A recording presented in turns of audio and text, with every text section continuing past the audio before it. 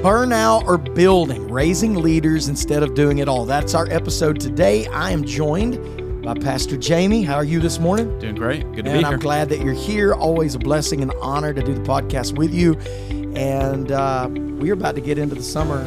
What do we call it? Do we call it summer slump? Do you get excited about summers, or does it depress you? Well, around here, it's all in, and we got so much planned. It's hard not to be excited with the VBS camp, both camps for kids and teens, the summer care club. So there's a lot going on. To me, it's like a bittersweet because we get into the summer and you've got two things going. It's busy because we've got all of our camps. It's we do some pretty cool things with our kids, and whether it's open gyms or whether it's going to youth camp, teen camp, and all the things. But it's also a little bit sad, and the reason being PDO is out of the building. Everybody's going on vacations, and so there's days where it just kind of feels like an episode of Walking Dead, where like everybody's gone, and it's like this desolate town. And I like vibrant. I like just a lot of people. And sometimes summer kind of gives you this lull of like, where is everybody? They're going to the mountains. They're going to the beach. They're going here. So, but we're about to get into the thick of it. And I'm excited about summer. We've got some really cool things that are going to be happening. And we're thrilled about that. Are you kids excited about summer? Oh, I can't wait. Jamie has been putting in a swimming pool. They're so excited. Tell me about the pool. How's it going? Oh, never get a swimming pool. Never get one. You ain't even had so it. hard. You've not even had to treat It's water so yet, much have you? more. No, we're not even to that point, but it's going to be fun. It's a 24-foot round swimming pool, and I had no idea all the details that go into that. Oh, my goodness. But they are looking forward to it. Big time. Jamie has officially become a pool boy. You are the pool boy. I hope that Kim comes in and tells us how hot her pool boy is. So hopefully that'll take place. Yes, that's making me blush right now. All right, let's talk about, Jamie, let's talk about burnout and building. We're going to talk about raising leaders instead of doing it all.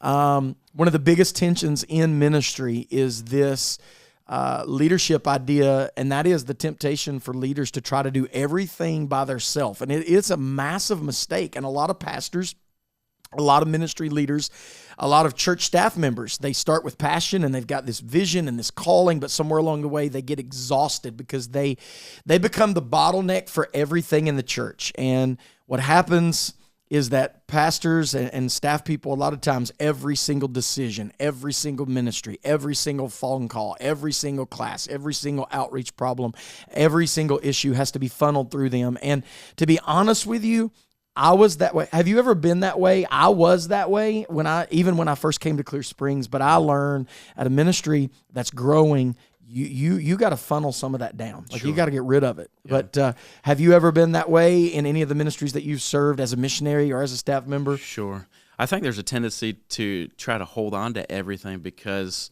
the natural inclination is, I think I can do everything the best myself. And then you come to find out that you really can't. And there's people that God puts around you that can do it better than I could do it. And finding those people, training those, equipping those people. Which, by the way, I personally think you're probably one of the best at our church at that, honestly. And it's part of the reason I want to have you on this episode to talk about it, because when I think about volunteer leadership, I can't help but think about what you and Kim do, whether it's coordinating nursery workers and your children's church workers.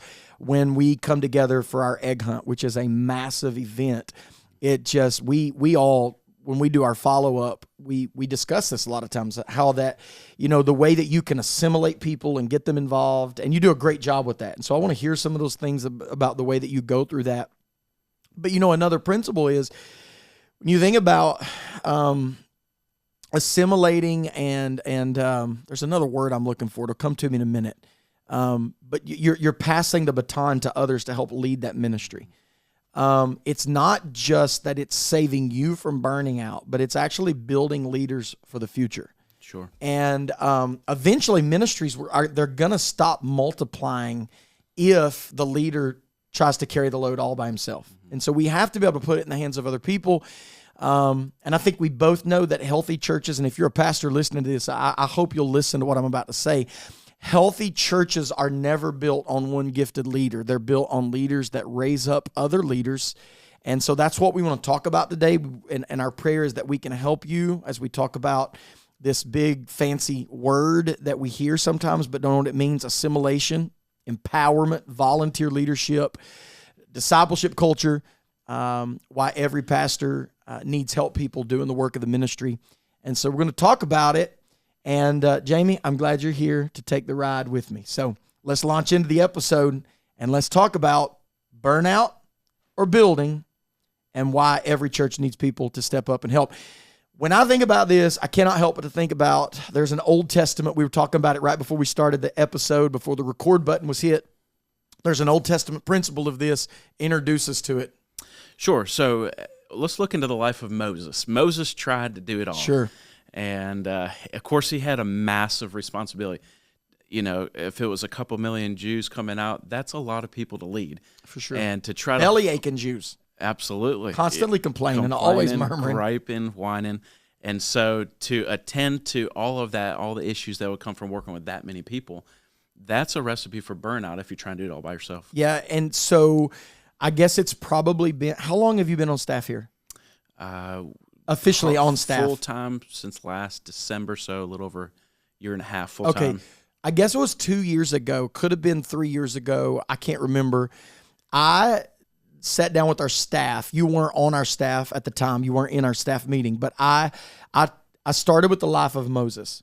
We were talking about this a moment ago when you came on staff full time. I think you and I had this conversation. So you're not a stranger to this concept. But what I did was a Bible study with our staff at staff meeting for, I think, 4 weeks in a row, because I had this overwhelming conviction that we're trying to manage, manipulate, control all of these things at this growing church with all these ministries, and we've got to change the paradigm. And what I done was I encouraged our staff. I said, hey, let's change this narrative. Let's start really enlisting. It was at that time we introduced an organizational flow chart where every pastoral staff guy was over particular ministries, but every ministry had a leader of that ministry. And I use Moses as the example. Moses was not a poster boy for leadership. A matter of fact, when God summons him from that burning bush, Moses begins with all these excuses as to why he can't. He's got a stuttering problem. He's never been a leader of people. And he wasn't a poster boy for quality leadership. But it's interesting to me that when you think about the people that God chooses to lead, whether it's a shepherd boy by the name of David to kill a giant, whether it is a king that's 8 years old by the name of Josiah, whether it's Gideon to lead an army of 300 and he thinks he needs mass numbers. Here's the thing about leadership. God rarely chooses individuals that you would expect him to call. Mm-hmm. And the other principle is, and this is what I shared with our staff, is that he also rarely chooses individuals. He chooses communities. Mm-hmm. And so when you take the life of Moses, there were basically 4 things that I taught our staff that I wanted them to remember, and that was clear expectations. Very, very important. We're going to talk a little bit about that in this episode. Role clarity. Everybody has to know what they're doing, why they're doing it. Group chemistry. That is, everybody has to work together. And that's kind of what this episode is built around. And the 4th one was an intentional investment. All 4 of those are true in the life of Moses. It's how he learned to become a good leader. He had clear expectations as to what God had wanted out of him. And then he shared that with the people that he was leading, the Joshuas and the Jethros and the Miriams and the Aarons. And he gave the role clarity.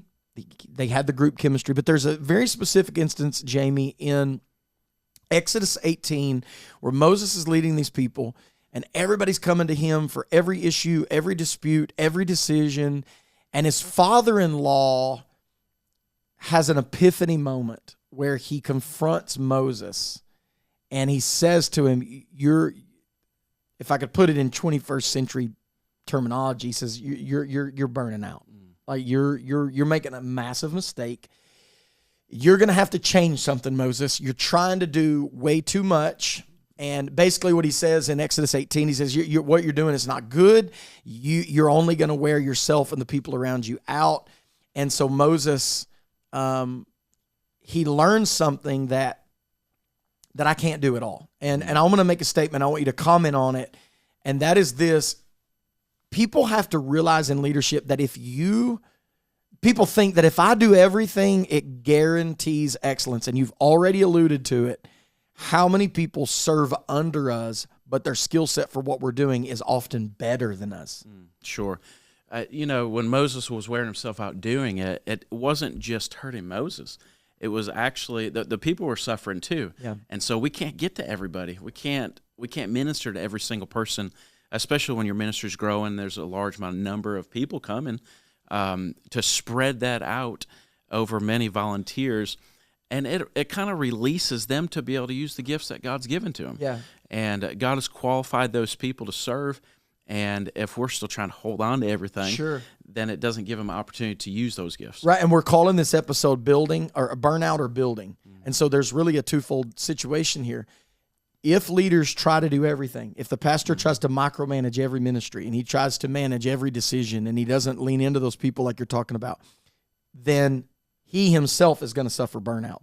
Like he's going to grow weary in well-doing. The Bible talks about that. He's going to burn out. But then the building side of it is that the leaders of the church are going to be underdeveloped. They're not prepared. They're not ready to lead. And the ministry gets so bottlenecked that they can't grow beyond one person's capacity. And so they only become as good as that leader is. And if the leader is burnout and that leader is struggling, then we've got issues. And so it's in that context that the Lord gives Jethro a really powerful leadership principle. And in verse 21, he tells Moses, he said, you select capable men. Go get capable individuals and appoint them.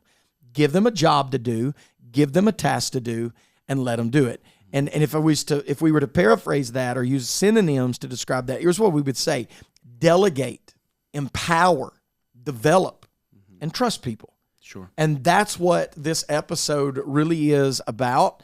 It's really not, and I had to learn this. I remember when I first came to Clear Springs, I would send my outline to Bobby, my preaching outline. Bobby is our social media director and our communications director.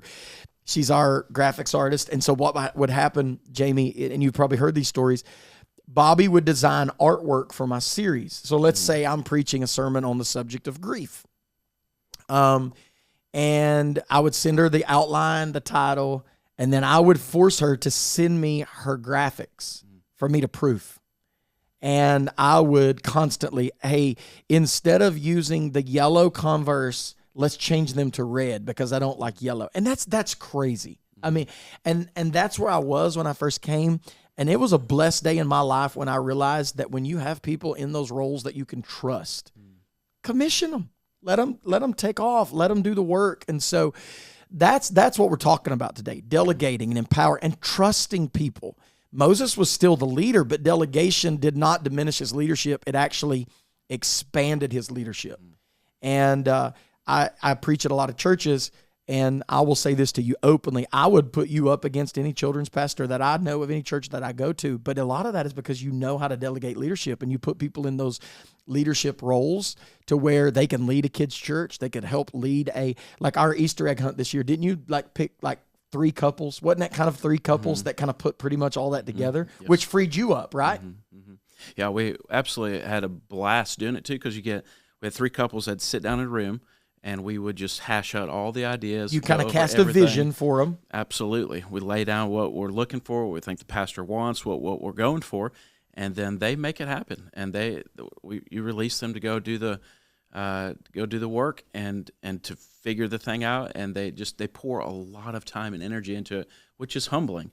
But it's awesome to see other people that love getting involved and love serving the Lord. Which, by the way, would you not agree that is a New Testament principle? Because in the New Testament, we've seen what God did through Jethro by telling Moses, delegate, empower, get some helpers. Read, if you're in question about this and listening to this episode, read Exodus 18. Go read the entire chapter. See what Jethro said to Moses and how Moses followed that instruction. But when we come to the New Testament, you're talking about sitting in your office. I actually remember walking by on, I can't remember if it was a Sunday night or a Wednesday night, when you had the Hickmans sitting there in there with you, the Beards sitting in there with you, that team, and you were casting that vision. And it was almost like I had this moment where I was like, that had to be exactly what Paul was doing with Titus. You know, the whole book of Titus is Titus writing instruction that he had, Paul, as he's given Titus this instruction for this New Testament church. It's like a Timothy moment where he's sitting down and saying, hey, the book of Ephesians, I actually had you pull up a verse in Ephesians right before we started this episode.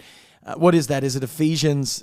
he's got the Bible app here going. It's Ephesians what? Ephesians 4:12. Yeah, read that verse. It says, for the perfecting of the saints, for the work of the ministry, for the edifying of the body of Christ. And so three things happen in that verse. The perfecting of the saints, that is the completion, to bring us to complete maturity, to do the work of the ministry so that it comes to the edifying, the building up the body of Christ. And so we're able to facilitate this amazing Easter egg hunt that you don't feel overweighted and under assisted, because you commissioned leadership teams that took your vision and they ran with it. And I feel like that is such a New Testament principle as you think about Barnabas and Aquila and Priscilla and Phoebe and Epaphroditus and all of those individuals that Paul was pouring his life into, even all the way down to Lydia, who was a seller of purple garments, but Paul was teaching her how to do it for the work of the ministry, for the edifying of the body of Christ.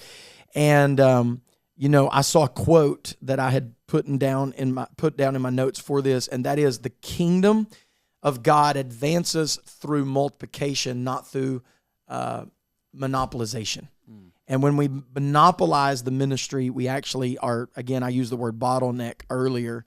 But the truth of the matter is the pastor is not called to do all the ministry. The pastor is called to equip. And at our church, we choose, you are Pastor Jamie because you are our children's pastor. We have Pastor Rob because he is our worship pastor. We have Pastor Sean because he is our student pastor. But still, in each of y'all's areas, you have to equip people to do the work of the ministry. Absolutely, absolutely. And I think one of the things that when you're thinking about equipping somebody else to do it or delegating it out, sometimes it does require a little bit of extra effort to do that, especially initially. Like I think about for like even training my son to do something at the house. If I want him to do a job, I could do it so much quicker and so much better. But if I can take the time, and it takes me a little bit longer, Sure, a little bit more effort to train him to do something, train him to do one of the chores, I might have to oversee it, watch it, check up on him. But then he's allowed to do it, and he learns how to do it. Then he finds fulfillment in it. and it's delayed gratification. Absolutely. So yes, it takes more work on the front end, but by doing that with your son or with the ministry leader, you're doing a couple of things. Number one, you're preparing them in your absence. So one day when you are, we are getting old, Jamie. Like, we're getting old. So there's going to be a day where we literally go to pick up a broom and something pulls in our back. And now we're down, and Isaac knows how to jump on that lawnmower and take care of that yard for you. Or in church setting, you're sick or you're on vacation. Children's church has to go on. Somebody has to fill the pulpit when I'm out of town. And so when we take the time to develop those leaders, then we're preparing them in our absence. We are equipping them to do the work of the ministry. So it really is. It is a New Testament principle. And so every leader, if you're listening to this and you're a student pastor, if you are a senior pastor, if you're a children's pastor, whatever, if you're a VBS director and you've served your church as a lady and you've been the VBS director, you're a missions committee leader, you've got to be asking the question, who can I train? Who can I empower? Who can I disciple? Who can I task to do this? Who do I trust with it? And some people say, well, I just don't trust them to do it. Well, then you got the wrong leader. Like, if you can't trust them to do it, you have to reboot and find the right people to equip to do that. And but a church that's filled with equipped servants, it becomes a strong, sustainable, scalable church that could be used for the glory of God. And let me say this too, Jamie. Let's talk about this for a minute.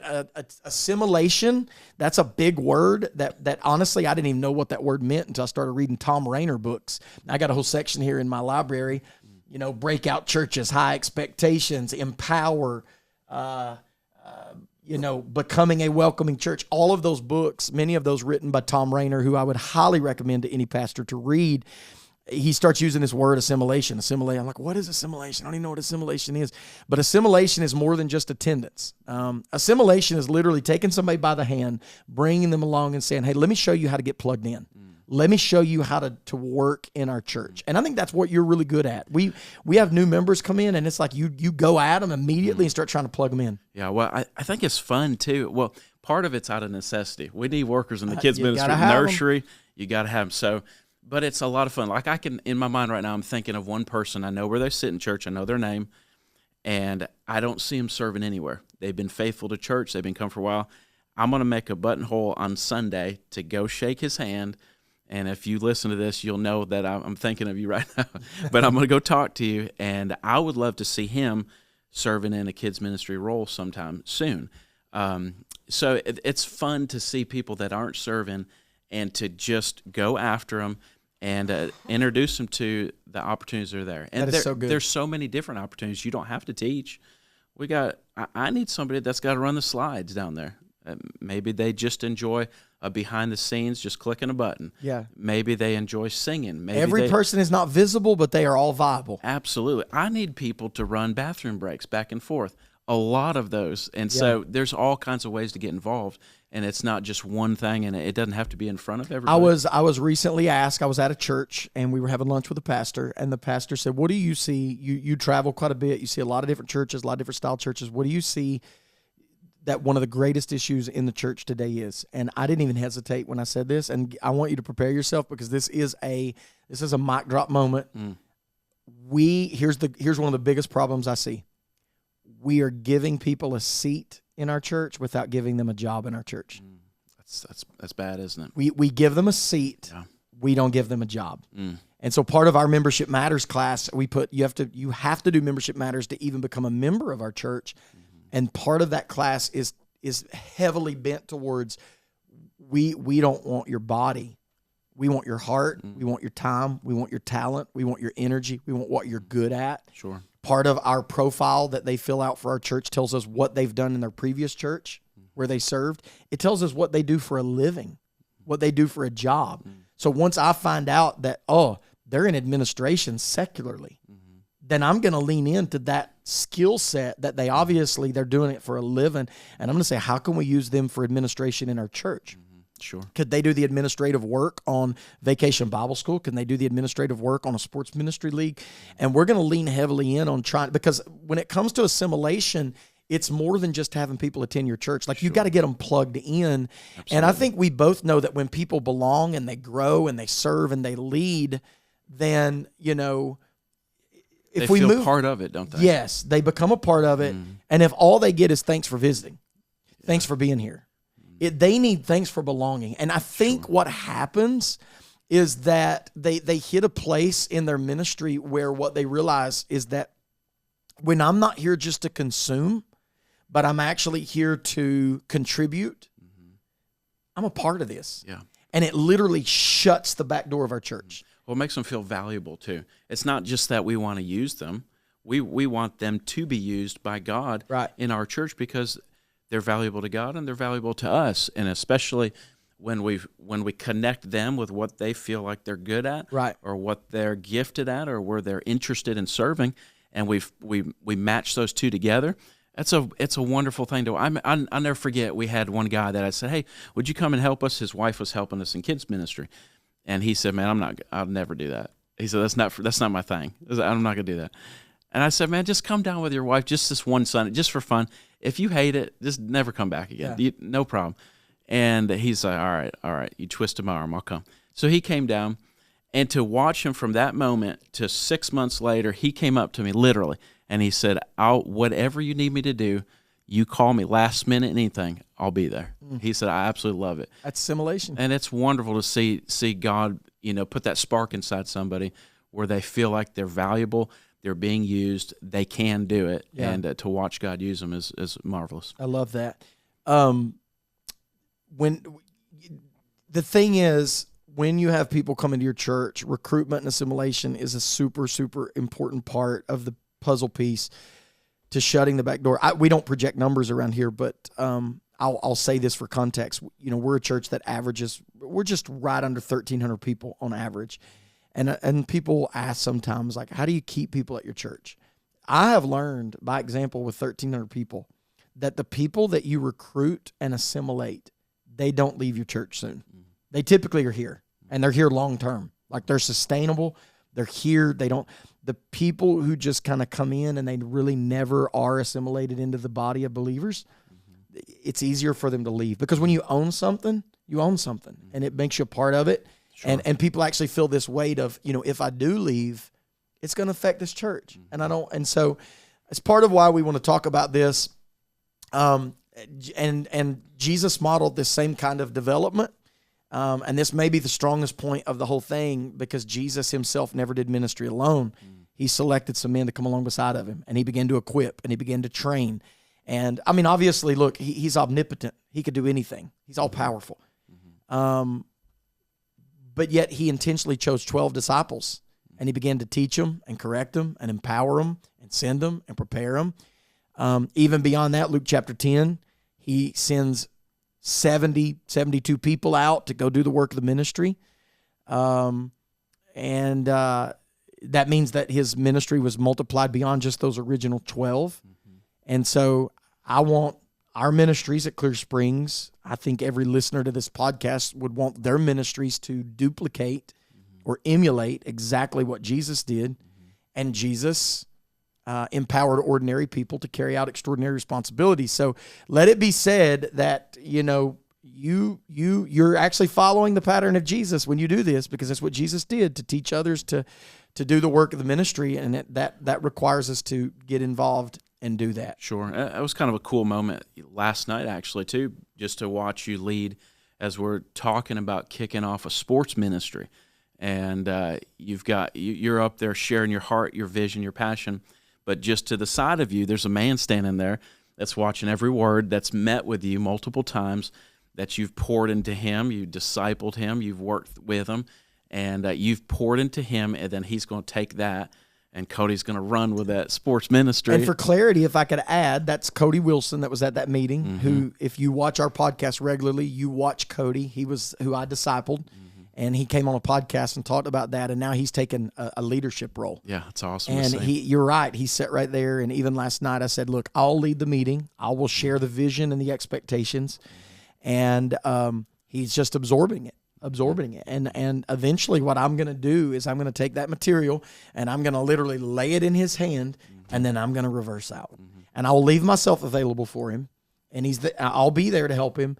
But that's going to be his baby. He's going to be our sports ministry director. That is going to be his title as a volunteer leader at our church. And so I'm going to train and equip him. But once that training equipping has taken place, I'm going to back out, and I'm going to trust him with it. And then he's going to do the same thing. And he's going to meet with people, the mentors, the coaches, the refs. He's going to meet with those directors under him, and he's going to do the exact same thing, which frees you up to take on the next thing, tackle the next thing while he's running with his ministry. So in an organizational flow, I cast my vision to Cody. Cody takes his basketball director, and then he takes his soccer director and his flag football director, and then under each of those directors, they've got their own referees, their own coaches, and so now we've got this system where I get to continue to do what I'm called to do, and that's study God's word and meet with families that are hurting. And I've got a ministry, a sports ministry specifically, taking place in our church, or in your case, a kids ministry, or in Sean's case, a youth ministry. And here's the beauty. The ministry is thriving, but it's not because my hands are tied to everything. It's not because I'm touching everything. And I'm okay with that because I trust those people. And so, Jamie, one of the things I want to talk about in this episode before we close it up, I want to talk about why some leaders, pastors, ministry leaders, why they refuse to delegate. And I want to get practical with it. Why do they struggle to raise up leaders? I do think you've already kind of indicated some of the reason, because they don't want to just put the work in, because it is work on the front end. But I'm telling you, the work on the front end is so much better than having to do the work on the back end of it. Oh, absolutely. And I think too, sometimes we're looking for somebody to come into the church that is already prepared, that's already equipped, that has already finished 4 years of Bible college, that went through 3 years of seminary, that can quote the New Testament, and that's ready to go. And I'm not perfect, and God's using me, and so let's use who God has sent us, and let's not look for a perfect candidate. Let's look for somebody that God has sent us that's willing and has a good heart to serve God. What are some of the reasons that you think that leaders struggle to raise up other leaders? I think probably one of them is control. We got to have our hands tied to everything. We can't let go. Another one is fear. Let's stay on control for one second. Don't you think that the control thing comes down to this idea of nobody will do it better than me? So I'm gonna keep it in my grip, because and the truth is, initially, they may not be able to do it better than you. It's true, But by the time you try to start 6 different ministries and you're trying to control all of them because you think that the buck stops with you, now you've really put yourself in a tough spot. Sure. Because now you're trying to be hands-on with all of these. And so, yeah, I think you're right. Control. Give me another one. Sure. And if you're trying to do 6 at once, or if there's one person that's doing one, they can put more time into it. Yeah. They can make it rise better than I could if I'm trying to do 6 at one time. So control, but I think fear and insecurity. Yeah, it's and I think probably it stems back to a pride thing, where I want to get the recognition for it. I don't like when people do the job and then somebody else comes in and takes the credit for it. It's not right. It doesn't seem just. And so if someone's trying to hold on to all the glory and everything's got to be pointed back to me, then it's not going to work to train other people. Another one's perfectionism. We mentioned that. It's got to be done exactly how I think it should be done. Of course, that ties in with control too, or just exhaustion, just not willing to put a little bit extra effort in now to see the thing grow later in the future. I love it. Those are great reasons. So if you're fighting those fears, those insecurities, you're fighting that perfectionism, you're fighting against that just, I want to control everything. I'm not a prophet, but I'm going to prophesy. You're making a mistake. And you're setting yourself up for extreme exhaustion. And if you are going to pastor a thriving, growing church, you are going to have to enlist, equip, and release people to go do the work of the ministry. All right, here's the main part of the podcast. I want to talk about some practical leadership cultures in the local church. And this is Jamie and I's encouragement on how churches can begin building a leadership culture. So here's where I'm at. You're listening to this episode. You're thinking, oh my goodness, this sounds too good to be true. I'm mentally exhausted. My wife and I, we're preaching I'm preaching the sermon. She's cleaning the building. I'm having to do the music, or I got one other guy doing the music. If we do Bible school, we're going to have to be the ones to take it by the horn. If we want to do this July the 4th event and get people from the community come, we're going to have to set the tent up. We're going to have to buy the fireworks. We're going to have to. First of all, that's your fault. That's your fault. You've got people in your church. You got to trust them.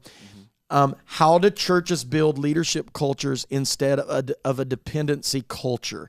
These are things that I think you're pretty good at, Jamie. Let's talk about them. Number one, practical tip number 1. You got to shift this. What is it? Sure. Stop recruiting only to fill positions.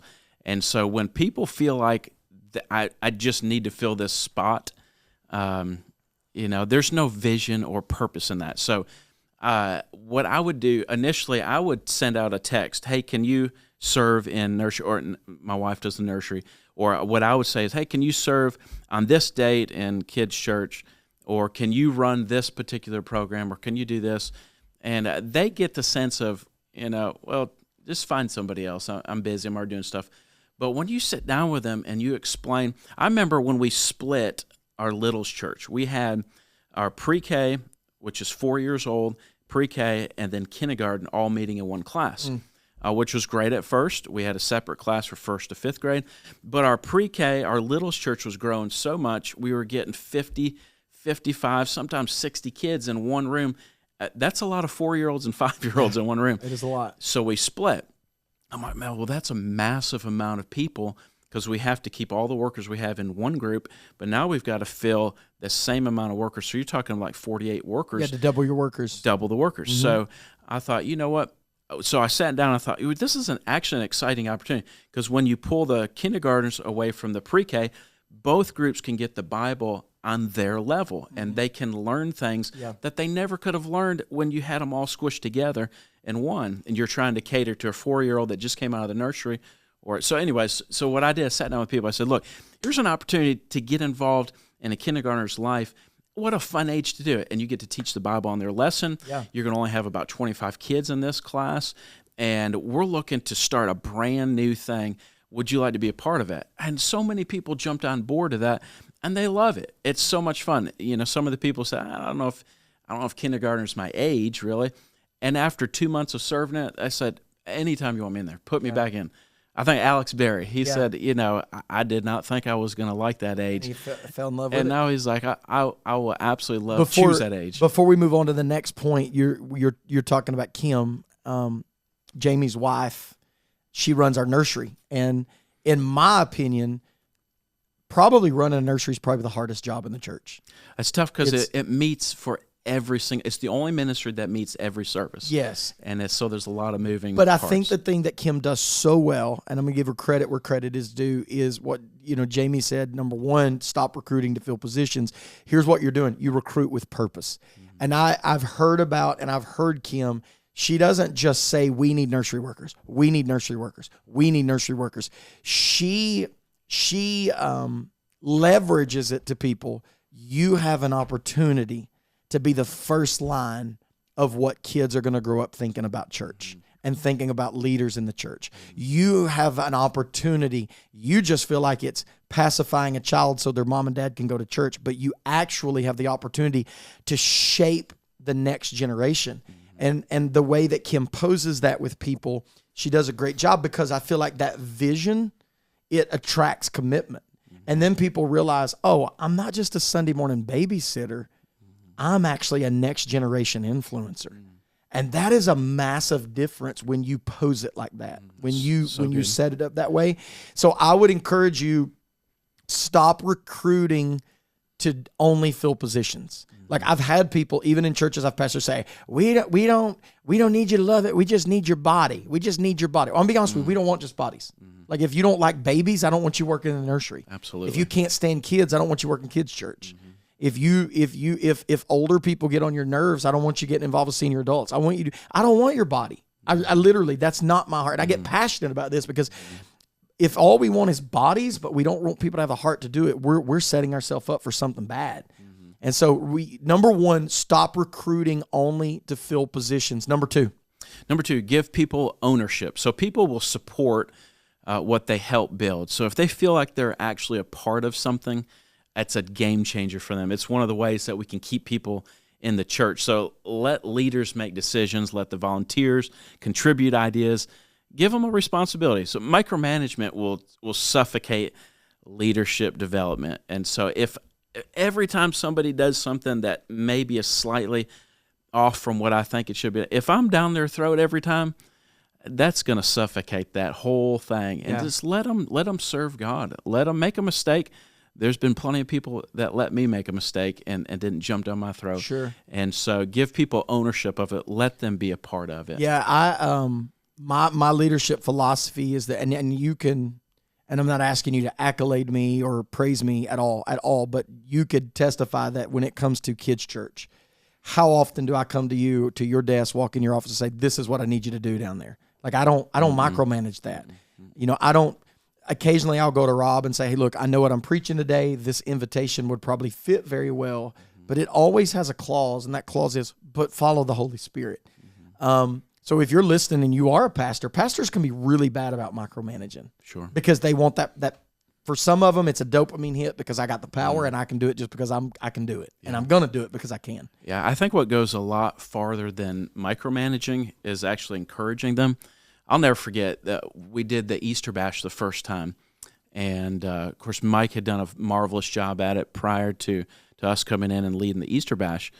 And there's a lot of moving parts. It's a big undertaking. And be honest with you, after you finish a huge event like that, you sit down and you just, my mind just starts racing like, man, I could have done this different. I could have done that different.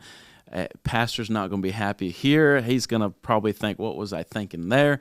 And I never forget, you came in and you said, man, that was the best Easter Bash that I think I've ever seen. I don't know if you were lying to me at that moment. No, it was, but I loved it. The encouragement set me up to say, all right, well, we're gonna try to do this better the next year, and we're gonna put our whole heart into it, because there's somebody behind me that's encouraging me, whether I made a mistake, whether I did this, could have done this better. And so it's taking that into the people that work with me. I try to encourage them. I'm not the best at it, surely, but I try to uplift them, encourage them. Thank you for serving. Thank you for doing a great job there.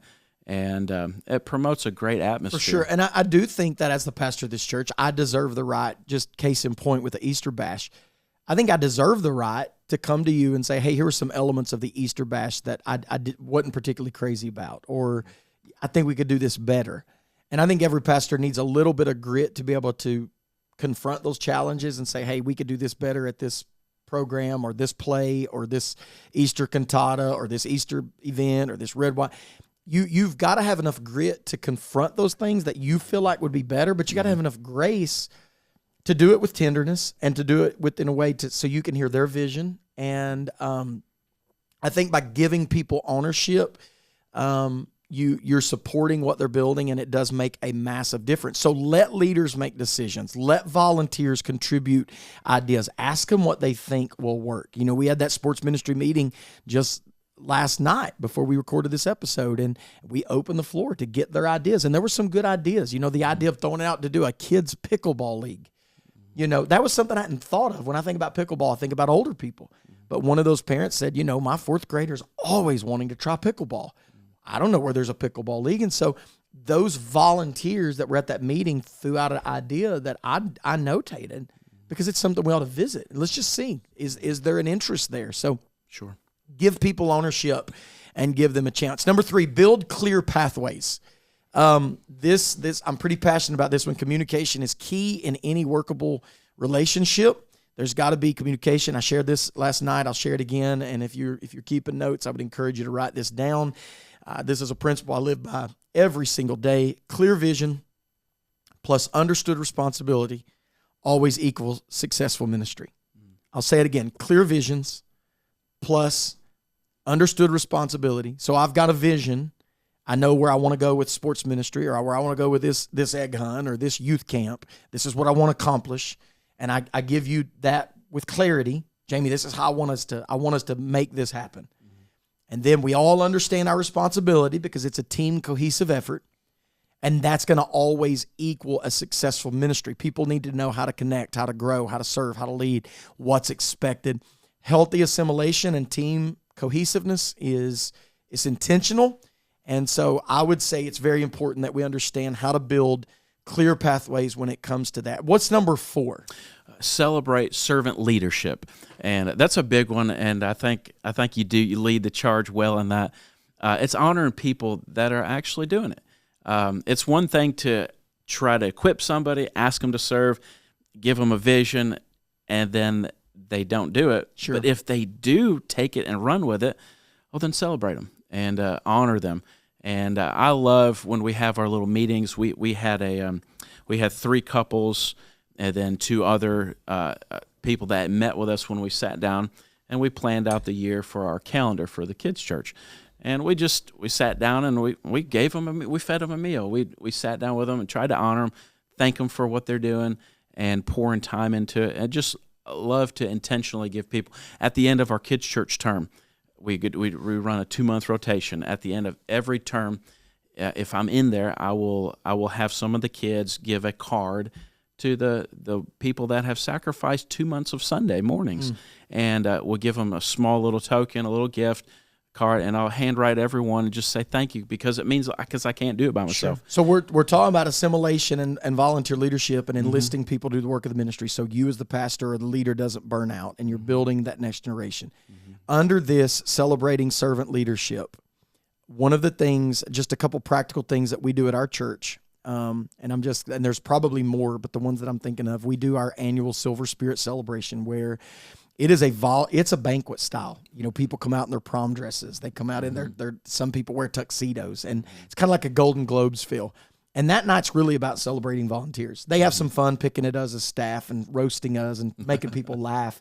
But with that comedic relief of just being together, we honor volunteers. You gave away like a kids' church worker of the year, which went to Mark and Tammy Lakin, who are just phenomenal workers.